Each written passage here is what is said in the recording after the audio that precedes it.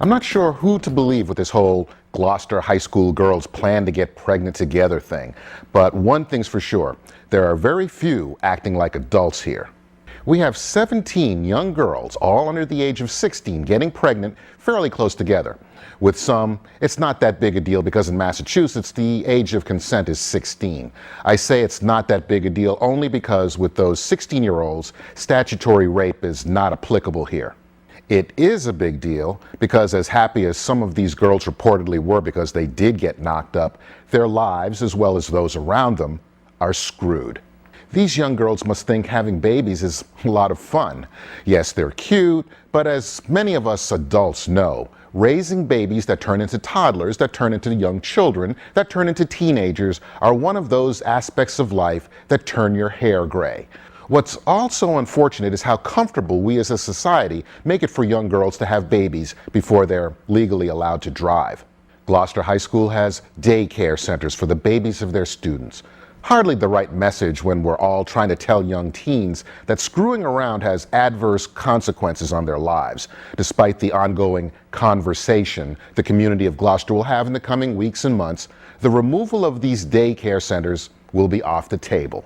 When we were growing up, there was no talk of school staff giving out contraceptives to students without parental permission. There were no daycare centers in schools to support those who strayed. Getting pregnant was taboo. I personally know of no students who got pregnant during my 12 years of grade school. It just wasn't done. Why? Because there was the fear and loathing. It was well known that a boy getting a girl pregnant would be yanked out of school to get a job to support that mother and baby. That boy was also said to be at physical risk from both his and the girl's father.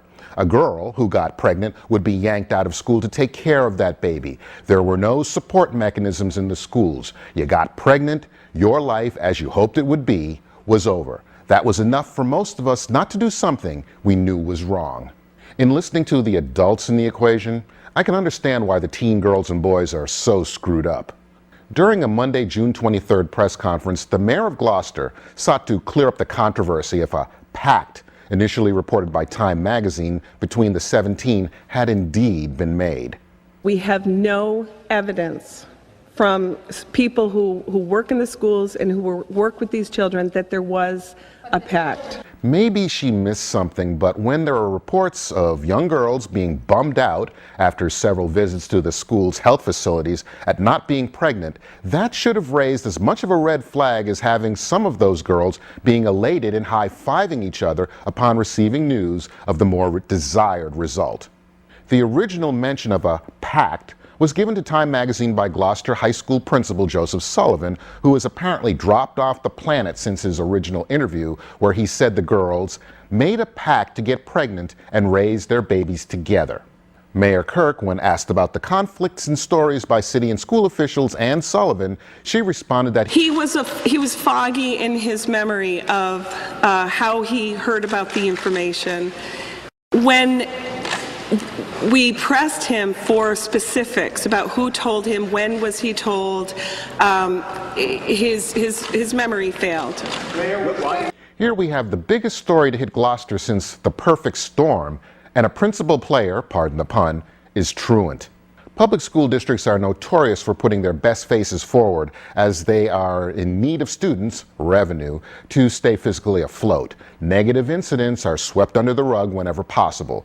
That said, you have a principal here who says there was a pact of young girls getting pregnant who is now unavailable for comment, and a group of local politicians who claim the agreement never happened. If that's the case, someone's not telling the truth. When I was in high school, there were girls that talked about having kids together. This former Gloucester High School student who didn't want to show her face says she thinks the so-called pact that has put Gloucester in the nation's spotlight is true, and she fully supports Principal Joe Sullivan's claims. He's right in letting everyone know what's going on. It's an issue that needs to be addressed. She's not alone in the counter to the officials' claim that no pact existed. A number of the girls who came in to have pregnancy tests were glad to hear they tested positive, and to me, one of the more troubling points, really disappointed when their test came back negative. Even more troubling is that now, instead of the shame and embarrassment that pushed all involved into a cave, some of the pregnant teens actually believe they're celebrities. There was definitely no pact. There was a group of girls who decided that they were already pregnant before they decided this. Big difference. Yeah, that they were gonna help each other with their kids so they could finish school and raise their kids together. You know, to do the right thing was their decision, not let's get pregnant, like, as a group. Obviously, Ms. Oliver is too young to understand the sophistry in her words, where the pregnant teens, who weren't part of a pact, collectively decided to do the right thing. It would appear their wisdom came a little late. It was hard to watch this giddy young girl seemingly intoxicated by her newfound fame and self-importance. Incidentally, when contacted by a Fox News producer, another of the teen girls actually queried about getting paid for her interview. It really is one of the big stories of the week, and we were talking yesterday to one of the bookers, Kim Agel, about why is it we haven't seen more of the family members and the friends of these pregnant girls on television. Well, apparently that has all changed today a little bit, right, Kim? Yeah, it did a little bit, Trace. I spoke to a young couple, the husband-to-be or the father-to-be, right, and the pregnant girl, and what they really wanted was cash. So, and then we don't do that at Fox. How does that work? That's the whole thing, as I wonder, Kim. So we don't pay, just to make it clear, we do not pay for interviews at Fox News Channel in no way, shape, or form. Gloucester officials are still undecided if they should attempt to charge those who, including a 24-year-old homeless man, impregnated the girls with statutory rape. As some of the sperm donors were under 16 themselves, it may be a tough one to prosecute. But some things are abundantly clear. Until getting pregnant at a young age is given the negative stigma it had years ago, we will have more Gloucesters, especially now that some of the girls who reportedly had self-esteem issues are now internationally cool. Until young parents can't pass the buck on to the rest of us to pay to support their children, more won't think twice about seeking that unconditional love at our expense. Until school districts stop circumventing parental authority right in front of our kids and giving them options of contraceptives and in some states abortions without parental knowledge or consent, kids will be sent the wrong message. Having sex is something we know you'll do, and if a pregnancy happens, come to us, not your parents. And if the girls end up with babies, it's only then where the parents are forced to assume the responsibility the teens never showed.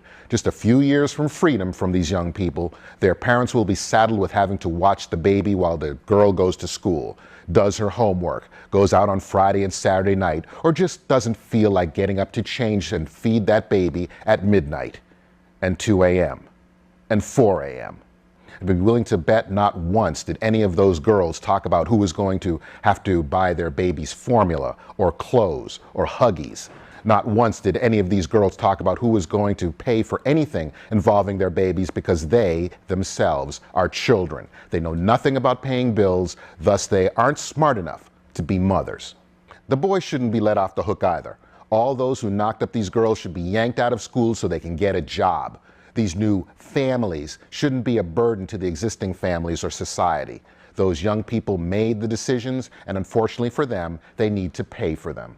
Hopefully by sending that kind of message, teens would think twice before deciding, collectively or not, that having babies at age 16 or below is the right thing to do. Politicians and school administrators blaming the pregnancy on budget cuts or no child left behind is lame. The 16 or belows blaming a lack of jobs in the area, thus few future options, is also lame. They'll soon realize just how fewer their options are now. Then again, we are talking about Massachusetts, where many believe it's our duty as residents to understand what self-esteem issues will lead teens to do. Maybe if they let parents be parents years ago, instead of wrenching that duty out of our hands, we wouldn't be talking about 17 sets of lives that statistically are destined for taxpayer dependency, maybe for another generation. Let's talk about their self-esteem issues 5 years from now.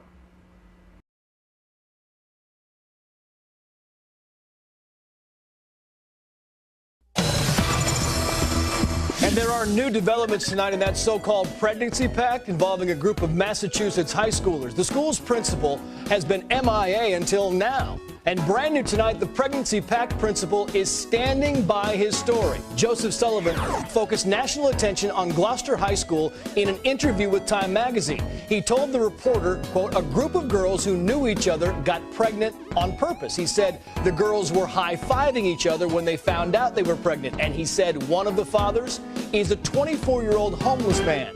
17 girls at the school did, in fact, get pregnant this year, but this week the town's mayor said she couldn't confirm any other parts of the principal's story, and she threw the principal under the bus during a news conference. Take a listen.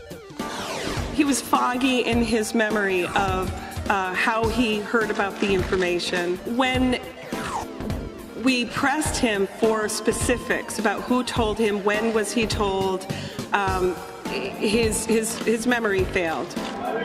Well, now Mr. Sullivan responds. Rick Leventhal live tonight here in New York. And Rick, what do you know?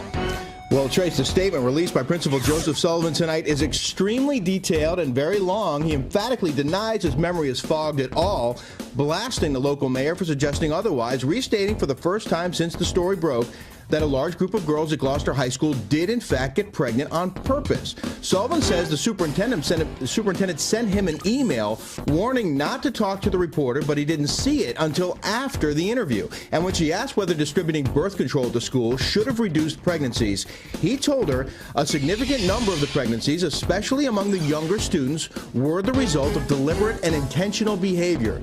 I honestly do not remember specifically using the word pact, he says, but I do specifically remember telling the reporter a number of the pregnancies were intentional and that the students within this group were friendly with each other. Sullivan also says my only direct source was the former nurse practitioner at the health center. My other sources are verbal staff reports and student staff chatter, all of which I have found to be very reliable in my experience as a principal. As for Mayor Carolyn Kirk, Sullivan says, since June 11th until this day, the mayor has not called me or had any conversation whatsoever with me concerning the Time magazine interview.